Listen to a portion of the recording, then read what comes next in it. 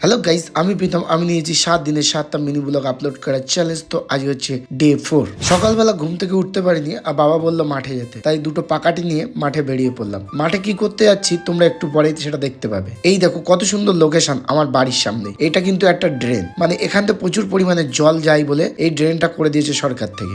জায়গাটা হেভি সুন্দর জায়গা, আর মাঠের প্রকৃতি পরিবেশ এতটা সুন্দর তোমাদের বলে বোঝাতে পারবো না। আর এই হচ্ছে আমাদের পটল ক্ষেতের পাশে সবজি। এখানে বিভিন্ন ধরনের বরবটি, শিম এইসব লাগানো আছে, যেগুলো আমরা এখান থেকে ডাইরেক্টলি তুলে কড়াই দিয়ে রান্না করে খাই। আর এই যে দেখতে পাচ্ছ পালং শাক, যেটা শীতকালে সুন্দর লাগে খেতে। আর এই যে আমি তার মাঝে পুরো বোকা বোকা লাগছে আমাকে। যাই হোক, তোমরা ভিডিওটা দেখো তাহলে ভালো লাগবে। আর দেখতে পাচ্ছ এখানে পেঁয়াজ কালি রয়েছে, আর পাশেই রয়েছে আমাদের সর্ষে ক্ষেত। আর এখানে মা এখানে গাঁদা ফুল লাগিয়ে রেখেছে, আর দুই একটা লঙ্কা গাছ আছে। এই দেখো কত বড় টাওয়ার। এটা হচ্ছে হাই ভোল্টেজ কারেন্টের টাওয়ার। এর তলা দেখলে না কেমন একটা শাঁসা করে শব্দ হয়, মানে বিরাট একটা ভয়ানক শব্দ, শুনলে বুকের জল শুকিয়ে যায়। তারপরে এই পাশে দেখতে পাচ্ছ এটা হচ্ছে গম ক্ষেত। গম ক্ষেতের মধ্যে আবার কাঠি পুঁতে রেখেছে। আজ চলে এসেছি লঙ্কা খেতে।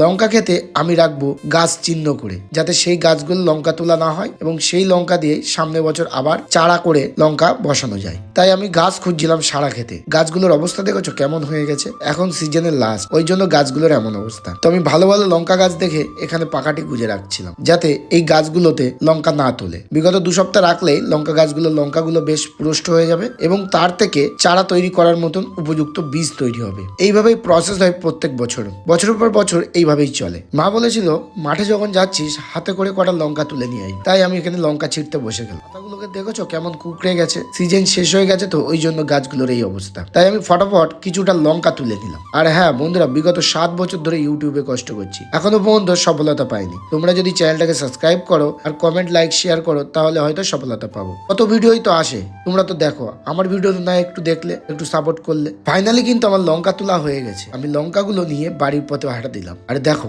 লোকেশনটা সত্যিই দেখতে খুব সুন্দর লাগে। গ্রামের প্রকৃতি পরিবেশ সত্যি অসাধারণ।